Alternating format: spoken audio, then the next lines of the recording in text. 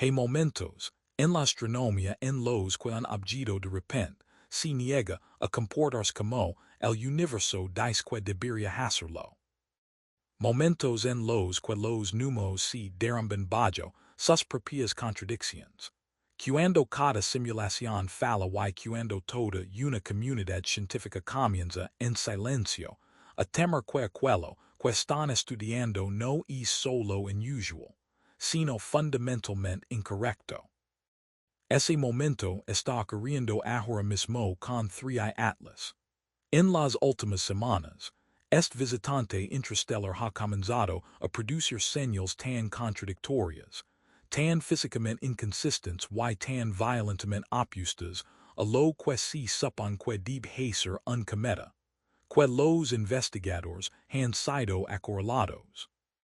O bien el cometa se está desintegrando en docenas de fragmentos. O nuestra comprensión de lo que estamos viendo está equivocada, en un nivel que incomoda incluso a los expertos. Pero entonces llegaron las imágenes más recientes y todo se volvió aún más extraño, porque la única explicación que tenía sentido, que 3I Atlas debía estar fragmentándose, ahora ha sido demostrada falsa. No se está desintegrando, no está dispersando escombros, no está colapsando bajo su propia pérdida de masa, está perfectamente intacto, completo, sólido, singular. Y esa revelación ha abierto una puerta por la que nadie estaba preparado para entrar. Algo anda seriamente mal con 3I Atlas. Y esta noche vamos a sumergirnos en el misterio pieza por pieza, capa por capa, hasta que la magnitud completa de lo que está ocurriendo sea imposible de ignorar. Para entender lo extraño que se ha vuelto 3I Atlas, debemos comenzar con el evento que encendió las alarmas. El 9 de noviembre, astrónomos captaron imágenes que revelaban una cola masiva. En realidad, dos colas masivas que se extendían millones de kilómetros a través del espacio. Una apuntaba normalmente lejos del Sol, como se esperaba. La otra apuntaba casi directamente hacia el Sol, formando una característica ultrarrara conocida como anticola. Pero el verdadero problema no era la dirección, era la escala. Para que un cometa produzca colas tan largas, el gas debe escapar de su superficie a velocidades abrasadoras. Pero 3I Atlas libera gas a unos 1,500 km/h, lento según estándares cósmicos. A esa velocidad, producir colas de millones de kilómetros requiere una expulsión continua durante semanas o incluso meses. Sin embargo, imágenes tomadas solo días antes no mostraban absolutamente nada. Ninguna cola tenue, ningún chorro, ni siquiera una neblina de polvo. El cometa pasó de silencio total a actividad explosiva en un periodo que físicamente no debería ser posible. Era como ver un fósforo convertirse en una hoguera en medio de una tormenta sin haber visto la chispa. Y cuando los científicos hicieron los cálculos, la explicación se volvió aún más alarmante. Para mantener colas tan enormes, 3I Atlas necesitaría 1,600 square kilometers de superficie iluminada por el Sol. Básicamente, un cometa esférico de 23 km de diámetro.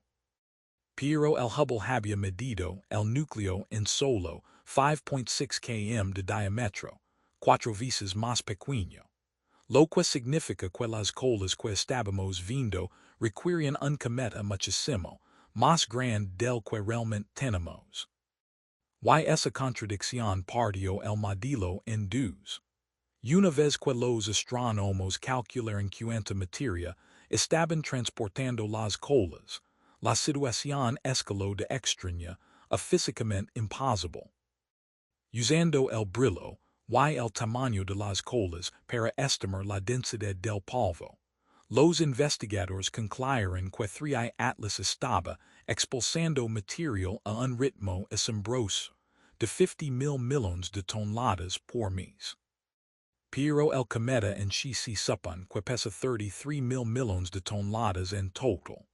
En otras palabras, el cometa estaba perdiendo más de toda su masa cada mes. Eso no solo es improbable. Es terminal. Ningún objeto puede perder más masa de la que tiene, a menos que se esté rompiendo en múltiples pedazos, exponiendo superficies frescas en todas direcciones, y desprendiendo material rápidamente como un iceberg que se desmorona. Y ya hemos visto este fenómeno antes. En 1992, el cometa Shoemaker-Levy 9 se rompió en 21 fragmentos. La masa que liberó pareció imposible, hasta que descubrimos que se había fracturado. La fragmentación explica la pérdida extrema de masa. La fragmentación explica el brillo súbito. La fragmentación explica los chorros multidireccionales.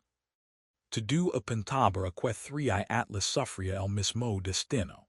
Se suponía que se estaba desmoronando. Las matemáticas lo exigen. La física lo exige. El comportamiento lo exige.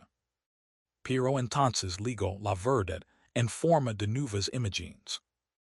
Y todas nuestras suposiciones colapsaron. Mientras los números se apilaban en contra de 3 Atlas, los astrónomos estaban convencidos de una cosa. Este cometa tenía que estar fragmentándose. Tenía que estarlo. Ningún objeto intacto puede sobrevivir perdiendo más material que toda su masa. Ningún objeto intacto puede producir 7 chorros en un día y colas masivas al siguiente. Y ningún objeto intacto puede sobrevivir a su perihelio del 29 de octubre, su acercamiento máximo al Sol, sin perderse bajo el estrés térmico. Los cometas rutinariamente se rompen cerca del Sol. Muchos simplemente no sobreviven al encuentro. 3 Atlas enfrentó temperaturas que deberían haberlo disparado. Los chorros que explotaban desde su superficie deberían haber actuado como pequeños cohetes, arrancando el núcleo en pedazos. Cada simulación lo confirmaba.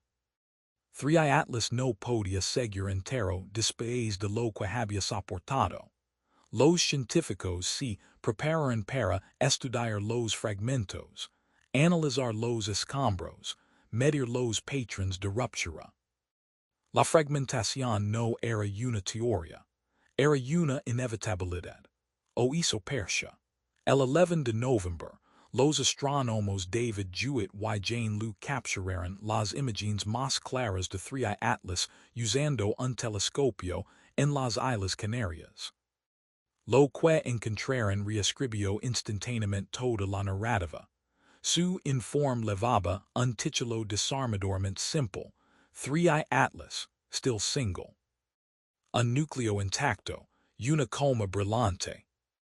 Una región de 500,000 kilómetros alrededor del objeto, cuidadosamente analizada, mostrando cero evidencia de fragmentación.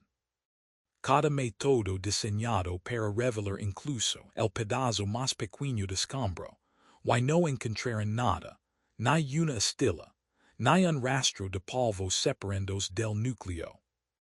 Ni un signo de que el cometa se hubiera dividido. A pesar de que las matemáticas insisten en que debía estar rompiéndose. A pesar de que las colas exigen que estuviera desintegrándose. A pesar de que los chorros gritaban que la fragmentación era la única explicación posible. 3 Atlas seguía intacto.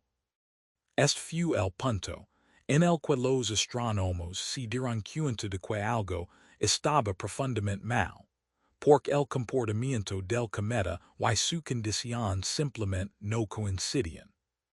Su actividad era catastrófica. Su estructura estaba intacta. Era como ver un volcán erupcionar violentamente sin ningún daño en la montaña, una paradoja, una contradicción, una advertencia. Las nuevas imágenes confirman algo más. 3 Atlas estaba produciendo no una, sino dos colas masivas. La cola normal era esperada, pero la anticola esa casi nunca se ve, y mucho menos con esta precisión. Apuntaba hacia el sol con un desplazamiento de apenas 9 degrees, una alineación casi perfecta. Las anticolas pueden ocurrir bajo conditions geométricas raras. Pero aquí, la geometría no cuadraba. 3 Atlas no se estaba fragmentando, así que el polvo no provenía de múltiples pedazos esparciendos. La cola parecía formarse desde un solo núcleo, manteniendo una dirección estable a pesar de la rotación del cometa. Y lo que lo hace aún más extraño es que las anticolas no aparecen de la noche a la mañana.